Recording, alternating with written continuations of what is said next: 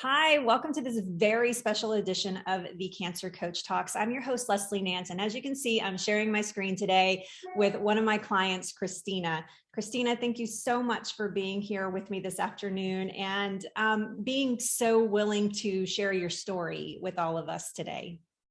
I'm very honored. I love sharing my story because I hope it gives hope and inspiration for others. Well, I know that you have inspired the pants off of all of us that are in the group with you. So it's just amazing. Literally almost jumping through the screen to share your story today.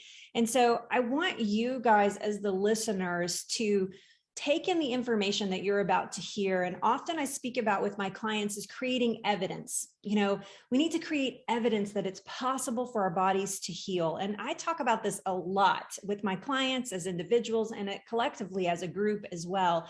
And so I want you to listen with eyes open, heart open, ears open to Christina's story today. And I want you to begin to stack that evidence in your own life of what's possible for healing. So, Christina, I'm just going to jump right in with you today. And I'd like you to tell us about your original diagnosis of cancer. Originally, it was in November of 2018.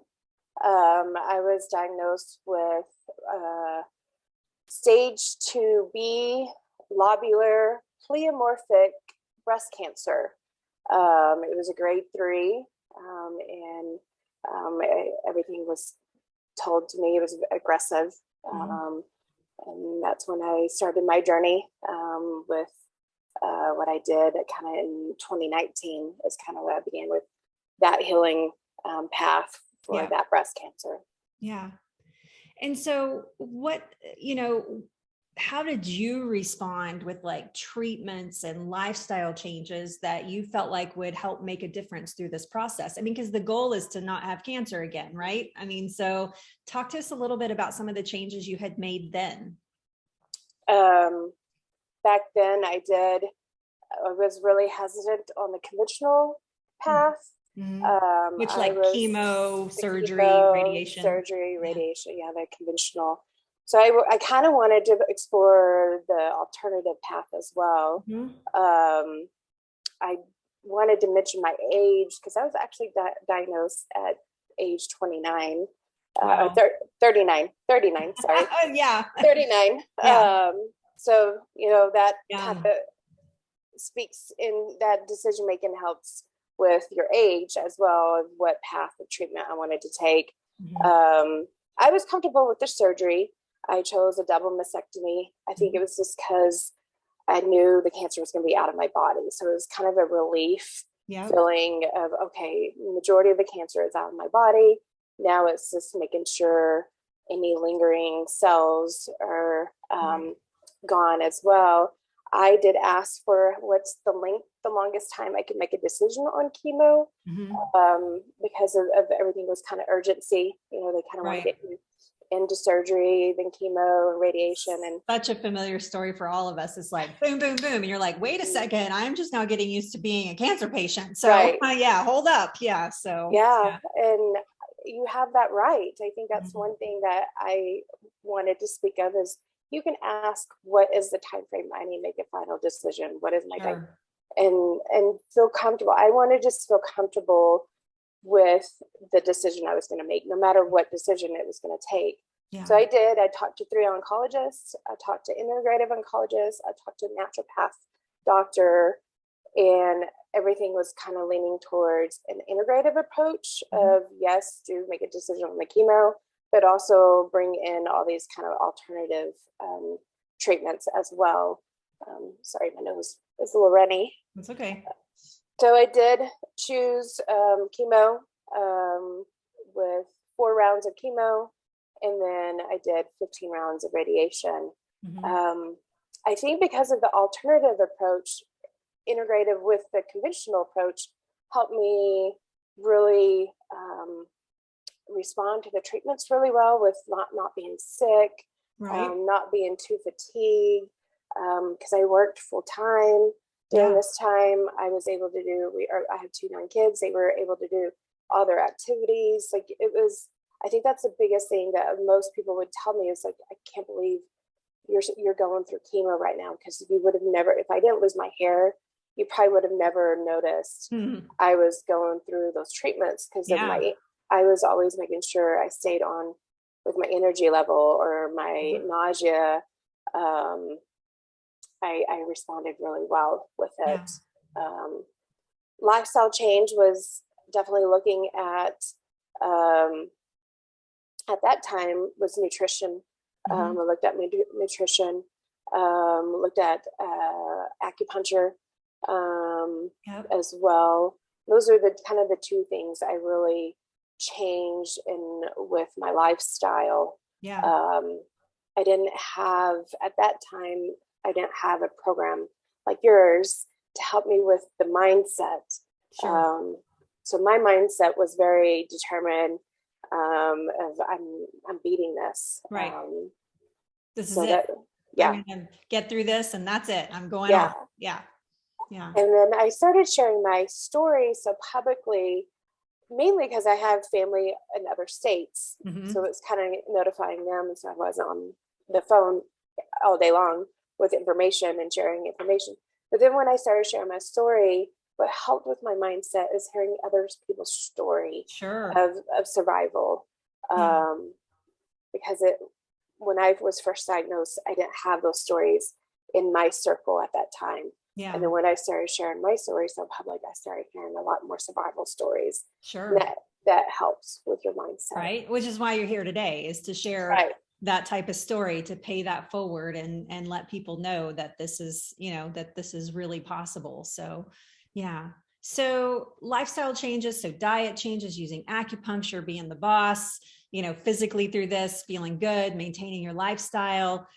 When did all of that end? When did all your treatments end? My last was in August of 2019. Okay. I ended with the radiation. And then it's kind of in the conventional path, they just drop you. It's like, I know. It's like, bye. Hey, you're done. Bye. It was just, that and was weird. It is weird. I felt like that was more emotional than at the beginning. It was just like, oh, what do I do now? So I did find a retreat to help kind of process that. And that was super helpful because I needed that transition from treatments to nothing. It was just to prevention. Like, how do you keep this from happening again? So fast forward several months later, like a year and several months. I was kind of trying to figure out how long it was probably about 16 months later. I had a headache on a Friday evening. It was there all day Saturday, there all day Sunday, and Monday I woke up and said, okay, I need to be seen. I just saw a physician assistant, just because I wanted to end as quickly as I can. And he did like neurological exams and saw, okay, you're passing that, but because of your history, let's order an MRI. And I did get an MRI the afternoon, got a phone call from my oncologist on a Tuesday morning and confirmed it metastasized, the breast cancer metastasized to my spinal fluid. And that was something I never knew was possible. So it was something very foreign. So I think even for your doctors, it was a rare occurrence. So rare. I think they say like 5% of cancer metastasize in this area. Because my first thought was like, let's operate again. Let's remove the tumor. Let's just do what we did before, no big deal. I can do this. I've done this before. That was my thinking. He's like, we can't operate. It won't create a tumor. And that's when I was really like in really an unknown territory, like completely lost. And I think that's really affected my emotions too with it. My oncologist also told me I'm one to know everything. I need to know what are the good, bad, and ugly. What am I dealing with? What is the truth? And so my oncologist did say I would have 1 year was my prognosis with treatments. And I remember I was just staring him dead in the eye. I was like, with treatments? I've not ever heard of that type of prognosis of someone given such a short-term time frame with actual conventional treatments. With actually a tool that they can use. Right. So, yeah. So emotionally, that must have been just a punch in the gut. Like, we can't cut it out. We can't. And even if I do treatments and put my body through this again, then you're saying I'm only going to live a year. Yeah. That was emotionally hard. You definitely start feeling like, okay, this is my end. This is time to get prepare. my affairs in order. Right. Yeah. I mean, I think practicality sets in sometimes when we hear words like that, you know, and we're challenged with our own mortality of like, oh my gosh, you know, like something could kill me. I would like to give those watching a visual of your particular first scan that showed, you know, what was happening. Yeah, what was happening. So I'm going to share my screen really quick here. Give me just a second. Oh, that's really not what I wanted it to do, but that's okay. Sorry, we gotta, okay, here we go. Everybody knows how great I am at technical stuff, right? I'm really good at this stuff. So follow me for technical advice for sure. All right. So this is tell us what we're looking at when we see this scan. So this is the MRI of my brain. It's actually opposite. So what you see on the left is really truly on my right. All that very white, kind of milky shaded area on the left-hand side is the cancer. It's not supposed to be there. Right. Yeah. Right. The two sides should look identical. Yeah. So when I first saw this, it was definitely a kick in the gut of, okay, this is a lot. This is a lot more than I thought of what was going to be there. Yeah. I mean, you must have thought too, no wonder I have a headache. Like, I mean, I'm not being funny. I'm being serious. Like, oh my gosh. I mean, no kidding. You know, what else could, you know, possibly be going wrong for, you know, at that point? Thank God for that headache, honestly, so that this could be discovered at this time period. So this was January. I'm looking at the scan over here, and this was January 25th of 2021. Yep. Okay. All so right. Almost a little bit over a year ago now. Yeah. So we already know the results of that side of the story then. Right. A year. Still living. I'm still here. Yep. So we already know that. So spoiler alert there. So we know the results of that. And you guys hang with me because I'm going to show you through treatments and what Christina has done in her life, how that's impacted that scan. So stick with us because we're gonna, you know, that's like a teaser. Oh my God, I just totally did a teaser. Like, stay with us because we're gonna show you something really cool. So, so with this type of rare cancer, what type of treatment were they proposing, and did you have confidence in that treatment path? Yes. Yeah. It was. My oncologist immediately said when I saw him on Tuesday, January 27th of last year, he immediately said, okay, we're going to do lumbar puncture with chemo methotrexate. And then immediately putting me on a daily cancer pill, Verzenio, and then a hormone of letrozole, because my breast cancer was estrogen and progesterone positive, so hormone positive breast cancer. And I had no second guess or no trepidation or anything I was like, okay, we're doing it. There was so much confidence, and it was completely different reaction from my first diagnosis. Right. I was really hesitant that year. And this time, I think there's just so much confidence. There was so much trust in my doctor's decision-making. Another thing that was crucial with him is he actually kind of supported or went to, I'm in Kaiser, and Verzenio is not a standard medicine in Kaiser. And so he went and advocated for me to make sure it's a medicine I'm have access to. Yeah. So that was another, trust building, decision on my oncologist. Right. But yeah, I did. So the course of last year, I did 18 lumbar punctures of methotrexate. So that's chemo right into my spine. I chose not to do, you could do a port on your head. I chose not to do that. And I get that question sometimes. And I just, maybe a vain reason, I don't know. I just didn't want this balloon on my head. I still worked. I still wanted to be presented a certain way. And so that's why I chose the lumbar punctures. I was comfortable with them. And so I did 18 of them last year. I mean, honestly, outside looking in, all of that sounds terrifying. I mean, I'm a cancer coach. I work with people that go through this all the time, these types of things, but all of that sounds scary, but you were just all in. You were like, all right, let's do it. This is what we're doing. And thank you for the 2 options. It even sounds like you had gratitude for having like 2 options in that journey. So yeah. So 18 within a year. 18. The needle's about that big. Oh, geez. See, I'd be like, don't show me the needle. And it's this big around. Right. Oh, goodness. Yeah. Yeah. So I mean, it's with a diagnosis like this, like a stage 4 diagnosis that is so rare, and you thought you had done everything right before.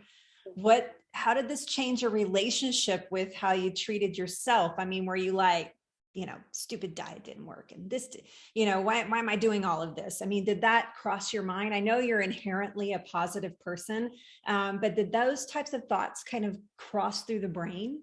Did your relationship with that process change at all? At the beginning, it did. Yeah. At the beginning, it was more like, how much longer can I prolong this? It wasn't ever a thought of, I'm beating this. It was more, I want to prolong this. Right. And so at the beginning, and then the relationship, I have a hard time with a relationship with food, because of how just focused and determined I had food working for me in my first treatment path in 2019. But I didn't have a mentor to guide me. So that's one thing I have learned, that you definitely need a mentor to guide you on the alternative side. Right. You have oncologists guiding you on the conventional side. You definitely need someone to guide you on the alternative side. Which is where our relationship started. This is Yes. where we come in together and, started working together. I cannot remember, honestly, exactly when we started working together, but it wasn't too long after your diagnosis that we came in contact with one another. Yeah. Yes. I knew this time I needed a program to guide me. I needed a program to help with the mindset. My mindset was very negative, very, this is the end thinking. Well, I wrote in my notes, I did go back and review my notes with you just not very long ago, actually, because we were working on something and I was like, I need to go see what, and I made a note here in my notes for today that she believes she is dying. And the belief system was quite strong. And your words to me were, well, if it goes away, great, but it's probably not going to. So I just want to live as long as I can. Help me do that. And I was like, well, we can do that. But what if the cancer goes away? I mean, what if we just leave that on the table, but you're staring at that scan. You're like looking, I had never seen the scan until recently. So you're staring at that scan every time you get one. And it's like, oh, like this is really what's going on in my body. So you had different types of evidence that you had put into the mind about what was possible. So, and I know you didn't want to believe that. I'm not saying like, geez, Christina, like you had given up somehow, but it was just that you just wanted to live as long as you could, and my observation was that you had truly bought into the belief system that you were dying. Yeah. So, I mean, did it feel that way to you as well, that you had kind of bought into that, like Oh yeah. mindset. Yeah. Seeing the scan and then knowing I have 2 family members that didn't survive. Those were, they were so heavily in my head, in my mind of, okay, this is my path. Right. Yeah. Your destiny and your mindset was that this was the thing that was going to take you out. So, right. Yeah. Okay. So you and I started working together. I put you into a group of women along with myself on a weekly basis, 2 times a week, asking you to come there and to learn and to grow. You're in an online course as well with me, learning and changing and working on mindset. But I'd like to talk with you because I think this was an impactful place for you about being in a group of women every week that are on the same healing journey that you're on. How did that affect you? Like, I felt like it affected you almost immediately, like light bulbs like switched on and said, wait a second, like, hold on. Yeah. So talk to us a little bit about that. It definitely did. I think just having this like-minded people with and gaining the wisdom. Your program, we know this information, but you're able to teach it in a way that it's in a light that I never looked at, in a lens I've never seen it. You hear about nutrition, you hear about movement, you hear about, but it's definitely in a program in a different lens. It's quite fascinating how you're able to do that. And then don't ask me. This is how it rolls. So yeah. No, but I agree. And I think some of that has to do is because I've been there. I've walked a mile in those shoes, so I not with the stage 4 diagnosis, but walked many women through it. So I get how hard this is and how gut wrenching, and you don't want to add complications to that. You want things to feel easy and achievable and attainable. And I've written it with that purpose in mind. Put it into your lifestyle. You give us the space to feel all the emotions and to own those emotions, and not a space to hide behind, the possibility of right. of dying or the possibility of surviving. You let us feel and give us permission to feel all those emotions. I love that. It's so true. It's just because there's programs out there that don't. They want to shun the negative emotions and let's just stay positive. And I think that's what I really loved about your program. I don't feel guilty of feeling those emotions. Right. And I think that's one thing I'm teaching my husband. I love it. As well as owning those, being allowed to feel those emotions. Right. So being with other women, it's supportive, it's encouraging, it's understanding. It's amazing because they're an inspiration to me, but I'm an inspiration to them. So it's just kind of amazing how you give and take from each other, of their own stories, my own stories, and how it's molded my story.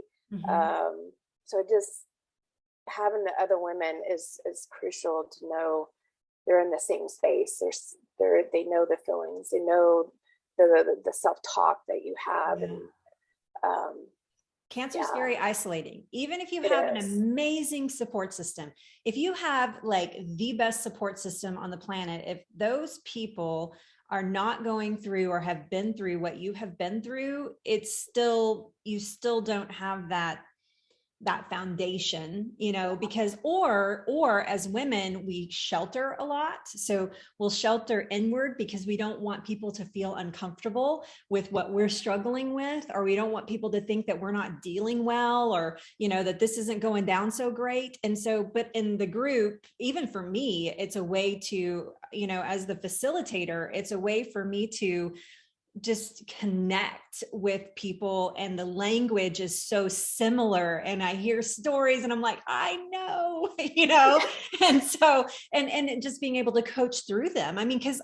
although I am the primary coach there, wouldn't you say that each of you are kind of coaches in your own way as well Right. with one another, Yeah. you know? Yeah. So I love that relationship that we have in those group sessions.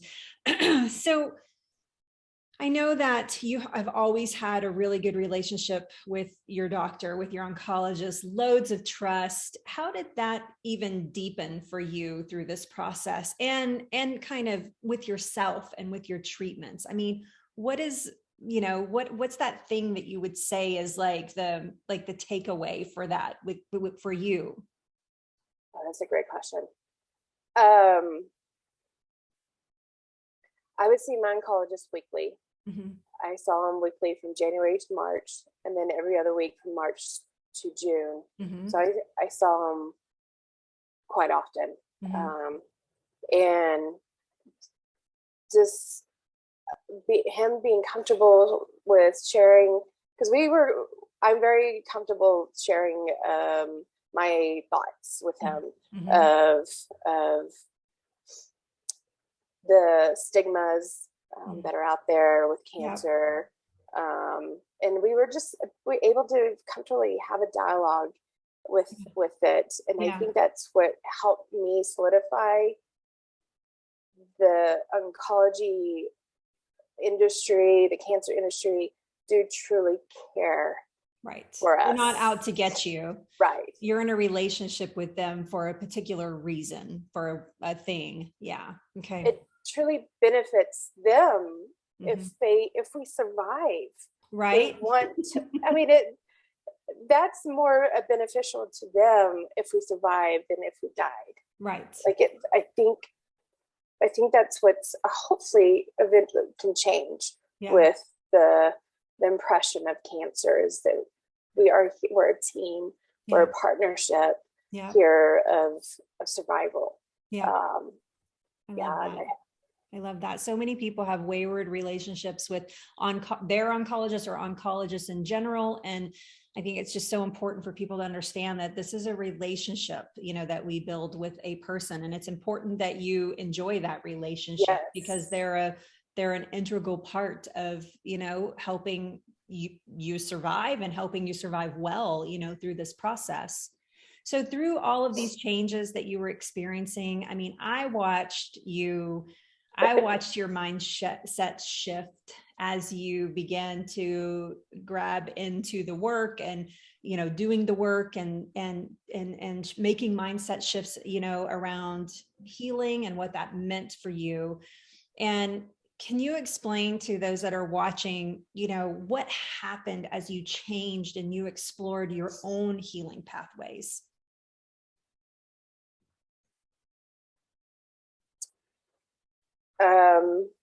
I grew more confidence in the possibility. You spoke of stacking evidence. And that is huge with the confident building of that I can be my own evidence. And I think that's what with the program helps with building that confidence, building the trust with your doctors and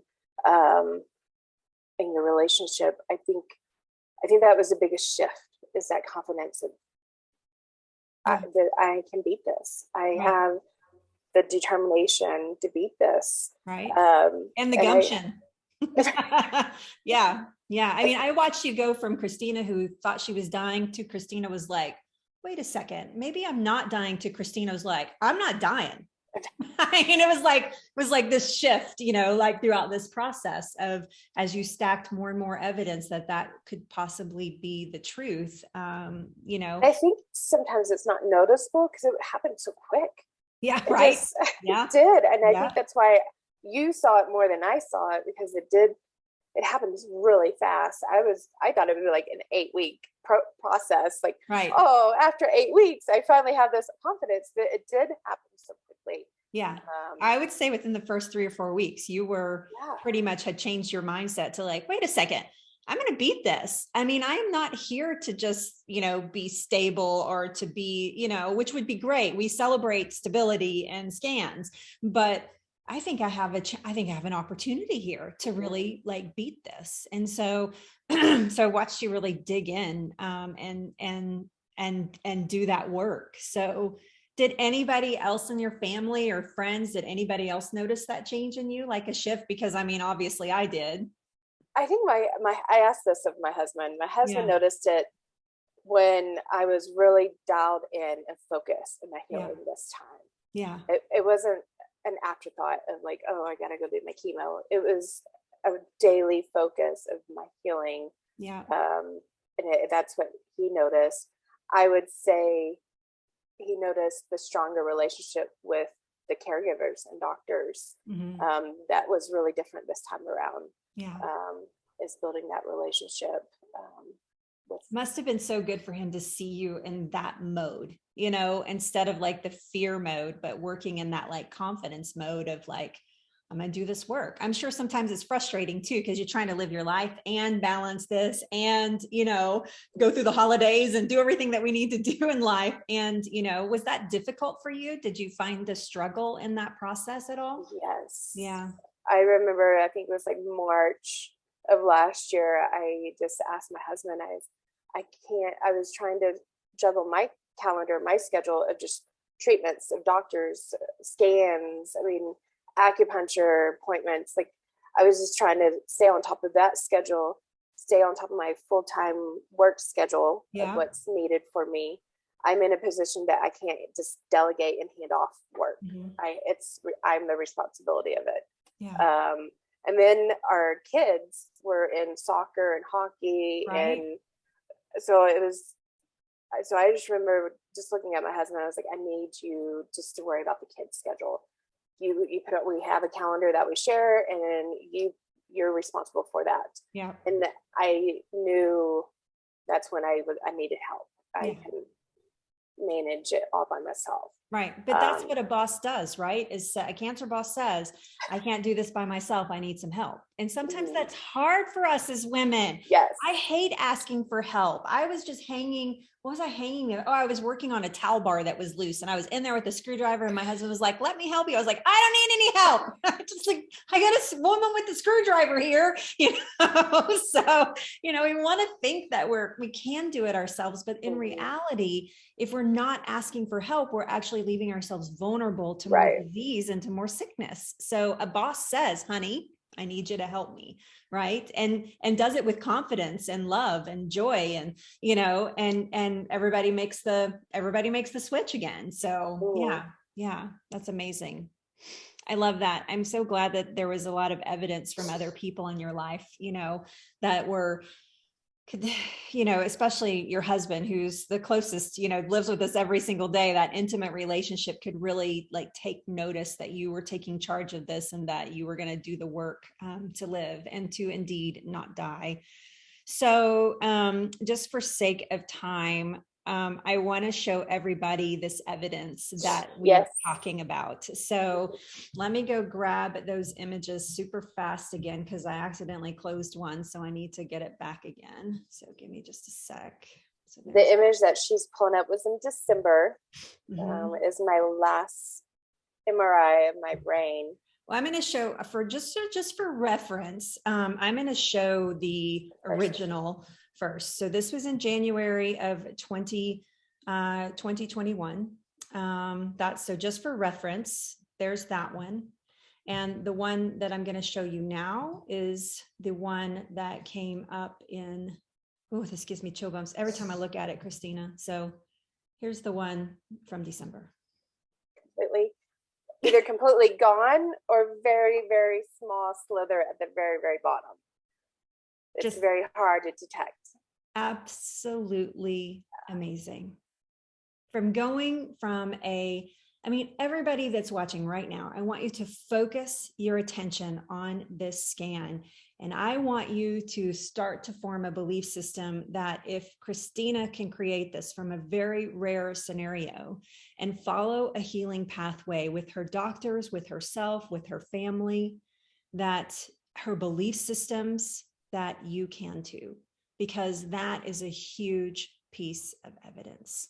It's amazing. I told Christina when she showed it to me, I had not seen them. And so when she shared them with me, what I tell you, you couldn't stop looking at them. I know, I can't like, stop looking at it. Them. And I told her, I said, I want a poster. Like, I want a poster of side-by-side images, because it is, even for me as a 9-year survivor, it is so much evidence that our bodies are designed for healing, that we're not designed for sickness. And I am absolutely blown away. How do you feel when you look at it? I mean, I know how I feel. How do you feel when you look at it? The first time my oncologist pulled them up side by side, my husband and I we just started crying. But it was happy tears. It was just unbelievable that we're here. I love it. Less than a year, right? Achieving those results. It's just unbelievable. Yeah. And the one question that kind of came up when he showed me that, my oncologist showed me those scans, was how. I just always think of, how is this possible? Right. And his thinking, he always referred medicine to technology. He's just, our technology have advanced, and I went to work, he went to work, we all went to work to make this possible. It's just, I'm tearing up. It's amazing. It is amazing. It's totally amazing.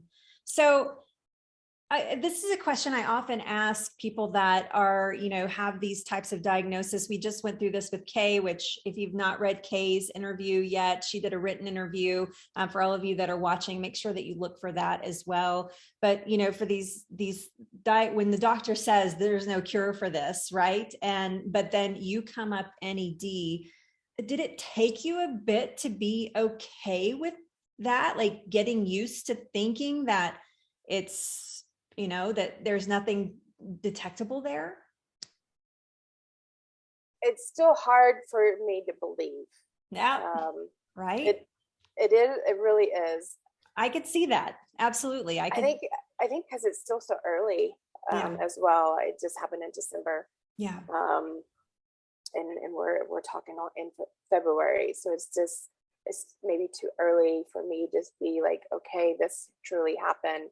I'm still in the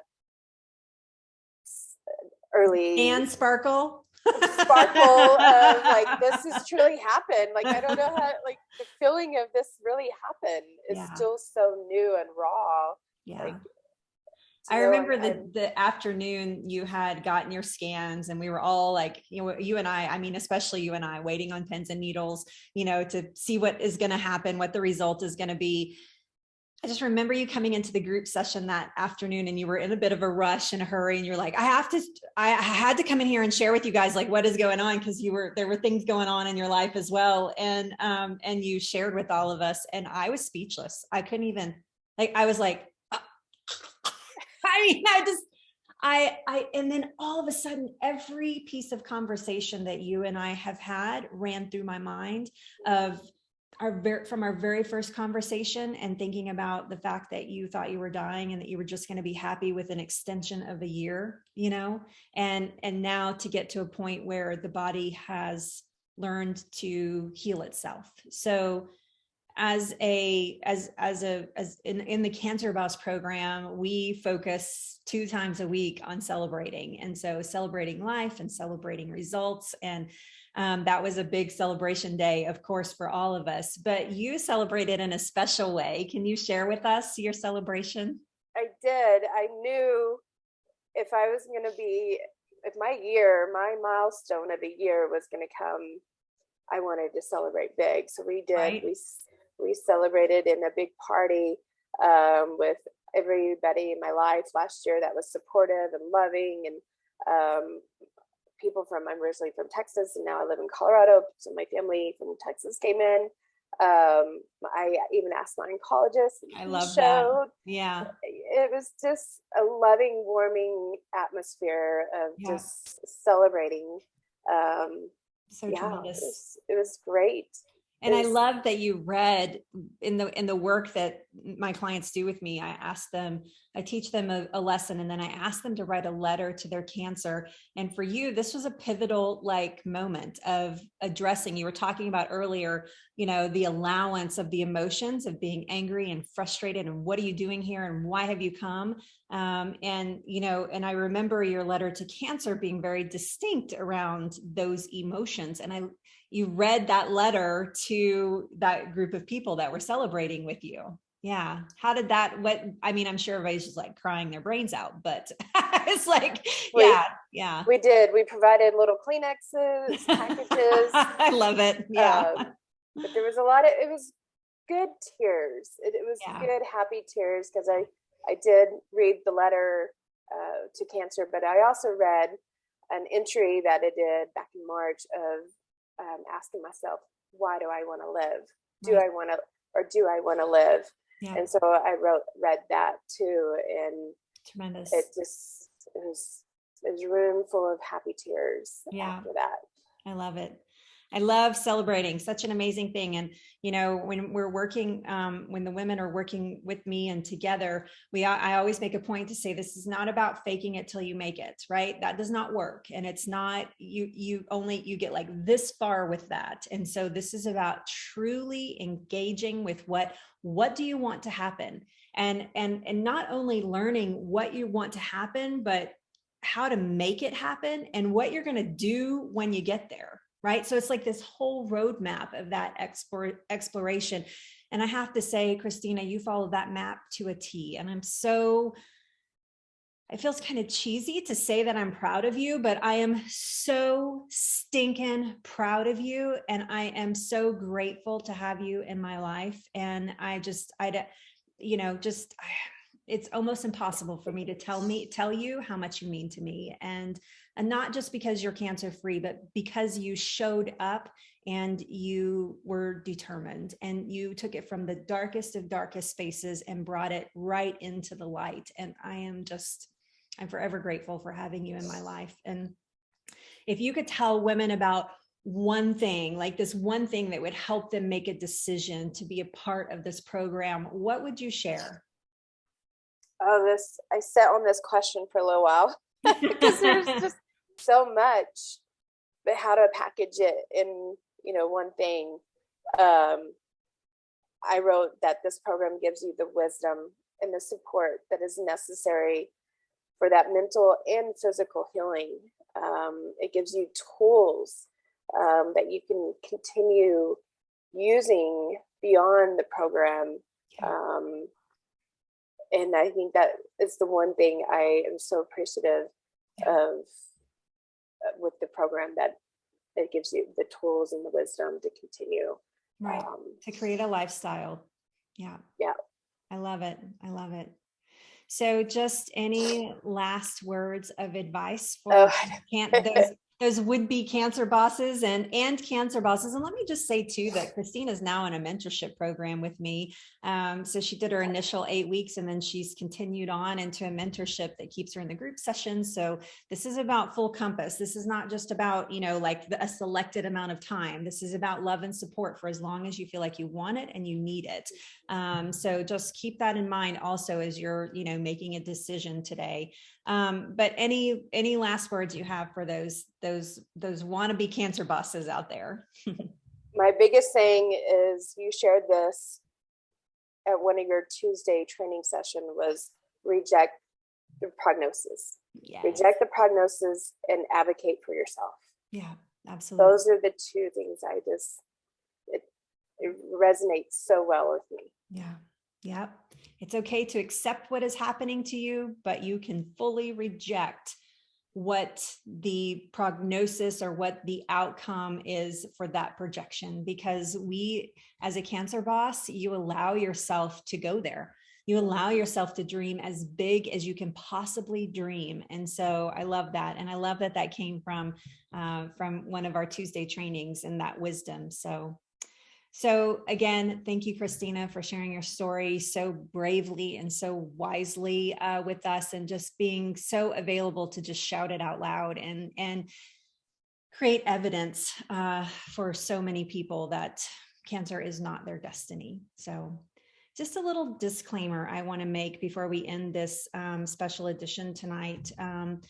You know, I cannot promise you that you will get the same results that Christina got. I wish I could. I wish I could say, absolutely, everybody come on board. We're going to fix this, right? The truth is that cancer is dangerous and that we must be prudent when we are choosing healing pathways of any kind. And so I can promise you that I, myself, Leslie Nance, will stand beside you and love you through this process, and that I will give you the tools to help you unlock these healing pathways like Christina was describing today. And that we will make huge strides in your healing, that we will work towards, healing faster between treatments, getting better results, feeling better, feeling more like yourself, being able to confidently go forward in nutrition and in mindset. So I just want to make sure that you understand here that although this doesn't happen for every single person that I work with, what does happen is a stronger person on the other side, where cancer is no longer bossing you around, with the possibility that you get results like Christina has. It is always possible. And I believe for every single person that I work with, 100% that cancer is not their destiny. So thank you for watching. I hope that you enjoyed this. Please take a moment to share this out with those that you think might need this information, because you never know. You never know whose life you change with just a simple share like this. So if you want to get in touch with your healing pathways, if you're looking for someone to mentor you, to love you, to coach you through this process, we are going to include a link below this interview. You can just click on that and it'll take you right to an application process that will put you in contact directly with me. Pick an appointment time that works for you. I will call you right at that time. As Christina can tell you, I am Johnny on the spot. I'm never late. So I will call you right at that time, and you and I can talk about if this is a good fit for you. So please take a moment, click that button if you feel like that you want to take those next steps. By all means, please do set aside about 45 minutes to an hour to speak with me that first time. It is completely free. Please fill out the application so we can utilize our time together as best as possible. And if it's a good fit, we'll talk about how to get you on the same path that Christina took. So, all right. Thank you, my love. I love you so much. Thank you for sharing everything today. Thank you for having me. All right. I'll see you in like an hour. I know. Bye. Bye.